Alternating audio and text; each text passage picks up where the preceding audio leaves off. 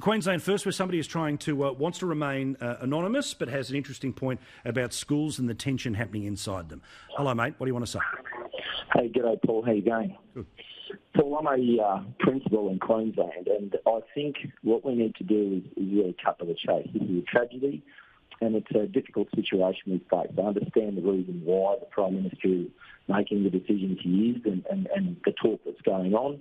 I understand the angst about reporters making comments about petri dishes, etc. However, you've summed it up, and part of your panel has summed it up, with the difficulties about those parents that need to continue working. Teachers want to teach. The difficulty, though, Paul, is whilst we might say that the evidence suggests that children may not contract this virus or may not pass this virus, we have human beings in the adults that work with these children that interact with other adults that bring those children to school. And when the problem is that the protocols don't exist in those schools that health professionals work under, those human beings have concerns like everybody else. And the other problem is, how do you replace a work? But there's no evidence. But this is the thing. I mean, I understand what the concern is, but if there's no evidence that you're going to get it from the kid, what's the concern? No, but Paul, you might get it from the parent. You might get it from the carer.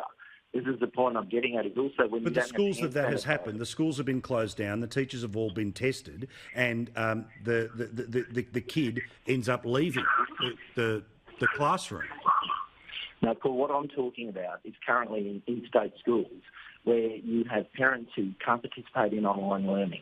To put our hand on our heart and say we're worried about students missing a year of education, when really, essentially, what it's about is about making sure we keep businesses open. I understand that completely. Well, no, I strongly disagree with what you're saying, but I'll leave it there. I appreciate it. I'm not going to fight with callers on the air if you're not going to give us your name as well. Stephen, you know what's happening here in Queensland. I'm not being dismissive out of hand of what the principal is saying, but the principal is saying we should close schools because the kids might give it to us. Well, if that ever does happen, we have a system of testing and treatment and all the rest of it that can take place. Where are you on schools? Look, it's a difficult thing. Today I actually had a parent-teacher school meeting, and look, it's a serious matter. We're in uncharted waters, but you are right. There is nothing to suggest that they are a place of danger at this very point in time. I think we need to stick with what we're doing, work it out the way we're going about it. There's, like you say, there's no facts to suggest the schools are at any danger. I think everyone's looking at each other and making sure that they're okay, and they're minimising even us to go there today, the way that we came into the school grounds. You know, everyone's distant, everyone's looking at each other. They're making sure we're keeping at safe distances. Even with the interview, we sat back at a safe distance. So I think everyone's very aware of this and making sure that they're not putting themselves at any danger, the best way we can possibly do it. Well, here is the Prime Minister talking about schools a little bit earlier tonight, giving his comments from Canberra with the Chief Medical Officer, Brendan Murphy. Medical expert advice on schools has not changed. It is safe to send your children to school. Now, Darrin Barnett, I understand that we know where this is going. We know where this is heading. Parents who've been able to take their own kids out have decided to do so and are doing so by a majority. There are different decisions that happen in poorer areas, and I strongly reject the concept that was being inferred by the principal that means it's about childminding. That's not true, certainly not where I'm coming from.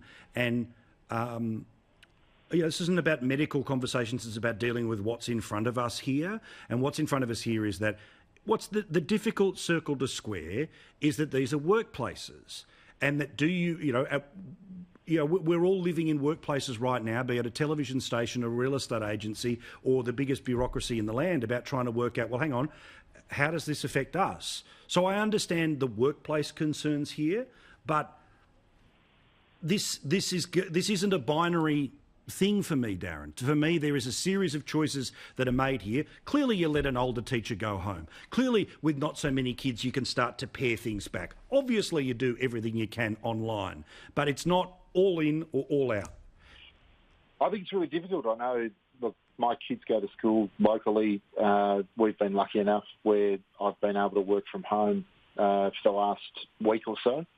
As you know, my wife's a GP, so we take additional precautions because we want her to be in the workforce for as long as possible and not be placed at risk. But on just our local sort of chat group, there are some people who they're single parents and they need the money. There is no other way for them to have the kids stay with the other parent or another person who can help out.